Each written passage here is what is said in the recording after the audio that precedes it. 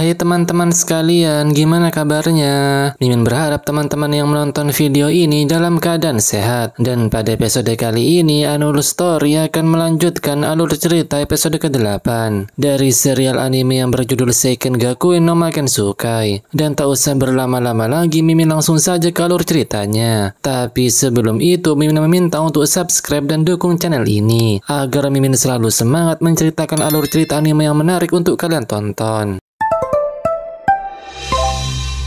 その夜は空に赤い星が輝いていたそうです。 Scene kemudian berpindah ke masa lalu di malam saat Regina lahir ke dunia. Diceritakan jika bintang Scarlet Calamity yang merupakan simbol bencana muncul malam itu. Dan selama bintang ini tampak, anak keluarga kerajaan dianggap tidak terlahir. Raja pun mengikuti aturan tersebut dan akan melenyapkan putrinya sendiri. Namun Menteri Kristalia menentang keputusan raja. Dan keputusan akhirnya, bayi tersebut akan dibuang ke dalam hutan. Namun hal itu hanya sandiwara karena kerabat dari Menteri Kristalia yang bernama Edward membawa pulang bayi tersebut. Diketahui jika istri Edward juga dianugerahi seorang anak, dan mereka pun memutuskan akan menerima bayi tersebut sebagai anak angkat. Bayi itu ialah Regina yang menyembunyikan jati dirinya, sedangkan Edward ialah ayah dari Celia. Dan sejak saat itu Regina telah menjadi saudara sekaligus pelayan dari Celia. Diketahui jika nama asli Regina ialah Regina Ray Oltris, dan hanya Platon 18 yang mengetahui fakta tentang dirinya. Regina juga memberitahukan jika anggota keluarga kerajaan dianugerahi kekuatan sebagai putri roh, dan roh di depannya bernama Carbuncle yang merupakan roh milik Tuan Putri. Diketahui juga jika Carbuncle ialah roh kendali yang mampu mengendalikan kapal perang Hyperion. Mendengar jika Tuan Putri sedang disekap tentu saja membuat Regina terkejut. Leo juga menceritakan apa yang telah terjadi di kapal perang ini. Mereka berdua pun akan mencari Tuan Putri dengan mengandalkan Carbuncle sebagai penunjuk jalan. Di aula kapal terlihat Celia dan yang lainnya tak bisa berbuat apa-apa karena ada ancaman sihir peledak. Namun Finn sudah menganalisis sihir peledak tersebut karena salah satu Excaliburnya sudah dipasang di atap sebelum penyerangan terjadi. Menurut analisis Finn, Jack berniat mengirimkan sinyal ledakan lewat tongkat yang dia pegang. Namun jika sinyal dari tongkatnya dihalangi, maka ledakan tersebut akan terjadi. Tapi Finn hanya bisa menghalangi sinyal dalam 1 detik karena bagian Excaliburnya cuma 1. Mengetahui rencana itu, Celia pun akan bersiap-siap dengan menggunakan kekuatan darah vampirnya.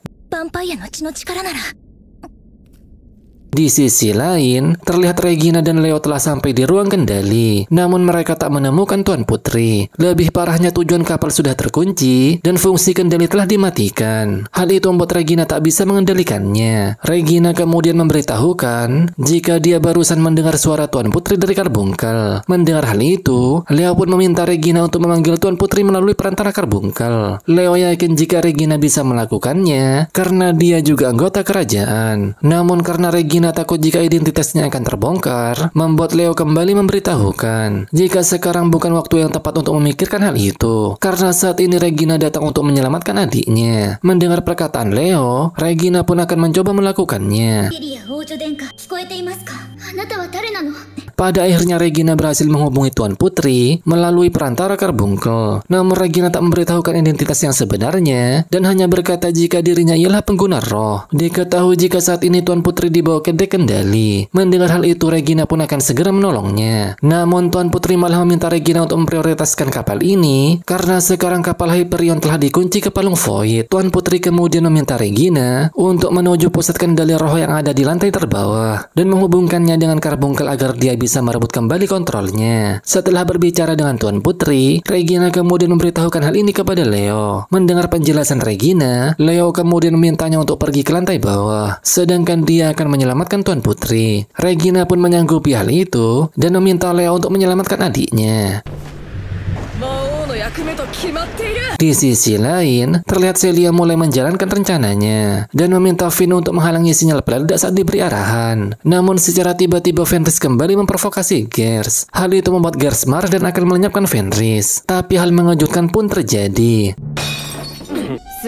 Ternyata Sakuya berhasil lepas tanpa disadari oleh demi-human. Melihat hal itu, Gears pun akan menyerang Sakuya. Namun Elsa menghentikannya karena mengetahui jika Sakuya merupakan pendekar auran. Diketahui jika pendekar auran ialah klan Sinting yang dikenal tak sayang nyawa karena memburu Void tanpa pandang bulu. Sakuya kemudian menantang Gears untuk duel. Namun Fenris tiba-tiba berdiri dan berkata jika dia yang akan melawannya. Gears pun mencoba menyerang Fenris, namun dia malah dilumpuhkan olehnya. Gears kemudian meminta Jack untuk meledakkan sihirnya. Tapi untung saja, Finn secara cepat memblokir sinyal untuk meledakkan apel tersebut. Hal itu dimanfaatkan Celia untuk menghancurkan tongkat sihir milik Jack.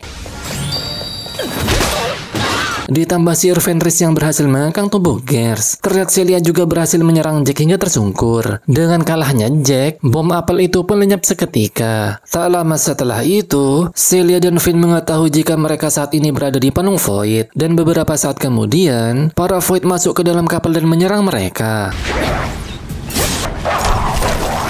Terlihat Leo menghubungi Celia melalui perantara aksesoris coaching yang diberikan Leo sebelumnya. Celia kemudian melaporkan jika para demi-human yang ada di aula berhasil dilumpuhkan. Mendengar hal itu, Leo pun meminta Celia untuk segera membantu Regina yang sedang menuju pusat kontrol. Di sisi lain terlihat Regina sedang terdesak karena dikepung oleh beberapa Void. Tapi untung saja,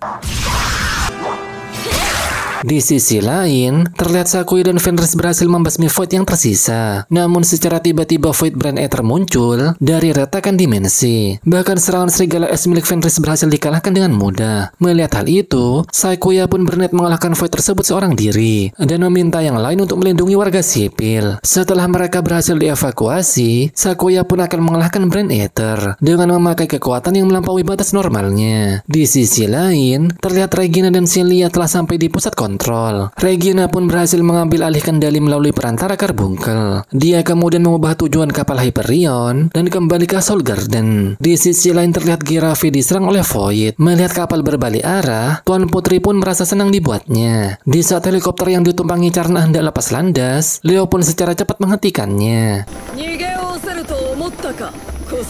Di sisi lain, terlihat Finn, Fenris dan warga sipil terdesak karena dikepung oleh beberapa Void. Namun secara tiba-tiba,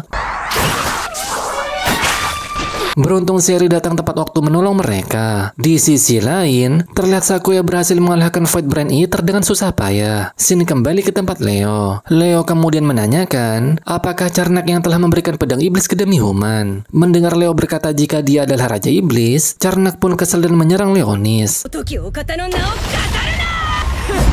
Melihat serangannya dihempaskan dengan mudah, Carnak tentu saja terkejut dibuatnya. Dia juga berkata jika sihir legendarisnya merupakan milik beliau. Beliau yang dimaksud Carnak ialah Raja Iblis Leonis yang ada di depannya. Mendengar hal itu, Leo pun berkata jika sihir tersebut ialah sihir dasar yang dia kembangkan sebelumnya, dan mana mungkin sihir tersebut mempan kepadanya.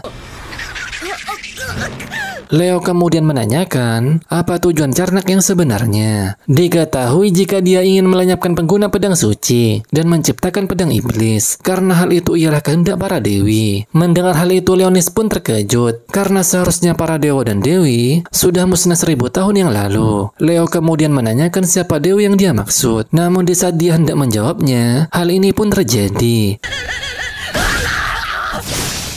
Diketahui jika pedang tersebut ialah pedang pembasmi Raja Iblis yang bernama Zolkstar Mezekis. Leonis pun heran mengapa pedang tersebut berada di tempat ini. Tak hanya menghadapi Zolkstar, di sana juga terdapat beberapa Void yang muncul dari retakan dimensi. Leonis mengetahui jika pedang tersebut telah berubah menjadi Void Lord. Dan ternyata serangan Leonis tak mempan karena pedang tersebut mempunyai resistensi terhadap sihir. Melihat Zolkstar mampu menggunakan teleportasi ruang, Leonis pun terkejut dibuatnya. Leonis kemudian membasmi para Void yang menyerang helikopter karena di dalamnya terdapat Tuan Putri. Melihat Leonis sedang menghadapi Void, Regina pun menolongnya dan mengaktifkan mode pertahanan di kapal Hyperion. Senjata itu pun mulai menghujani peluru ke arah Zolkstar dan juga beberapa Void di sana. Melihat hal itu, Leo pun mengetahui jika Regina yang telah melakukannya. Karena Zolkstar masih bisa bertahan, Regina pun mengaktifkan rudal untuk menyerangnya. Meski sudah dihantam dengan rudal, namun Zolkstar masih bisa bertahan. Dan saat rudal kedua diluncurkan, ternyata Celia yang muncul dari sana. Melihat beberapa void yang kembali muncul, Leo kemudian meminta Celia untuk mengulur waktu. Dan ternyata Leonis kembali menggunakan pedang Denslev untuk mengalahkan Zolkstar. Dan sesaat kemudian, pada akhirnya, pedang pembasmi Raja Iblis itu pun berhasil dimusnahkan. Setelah itu, terlihat kapal perang Hyperion kembali ke pelabuhan. Tuan Putri kemudian memanggil Celia dan yang lainnya, dan mengucapkan terima kasih atas kerja keras para kesatria pedang suci. Tuan Putri pun menanyakan di mana pemuda yang menyelamatkannya. Pemuda yang dimaksud tentu saja Leonis. Celia pun beralasan jika pemuda tersebut sedang tidak enak badan. Tak hanya Leonis, Tuan Putri juga menanyakan di mana ahli roh yang telah merebut kendali kapal. Ahli roh yang dimaksud ialah Regina. Celia kembali beralasan jika dia tak dapat hadir karena ada suatu alasan. Namun dia menitipkan pesan jika ahli roh tersebut sangat senang karena Tuan Putri dalam kondisi selamat. Di sisi lain terlihat Leo mengalami kelelahan setelah menggunakan pedang Denslev. Dan pada akhirnya dia tak mendapatkan informasi tentang Dewi tersebut. Tak lama setelah itu, Regina datang menjenguk Leonis dan memberinya pie apple. Leo kemudian menanyakan mengapa Regina tak bertemu dengan adiknya. Regina pun menjawab jika dia sudah berbicara dengan adiknya meski hanya sedikit, dan hal itu berkat Leonis. Dan secara tiba-tiba, meski memerah, namun Leo meminta agar Regina tak menggodanya. Ternyata Regina hanya ingin berterima kasih kepada Leonis dan memintanya merahasiakan hal ini dari Celia. Nah, itu di alur cerita episode ke-8 dari anime Seiken Gakui no Makensukai. Annual Story akan menceritakan episode ke-9 minggu depan, karena anime ini merupakan anime terbaru yang rilis setiap minggu. Dan sampai jumpa di alur cerita selanjutnya dan terima kasih sudah menonton. Bye-bye.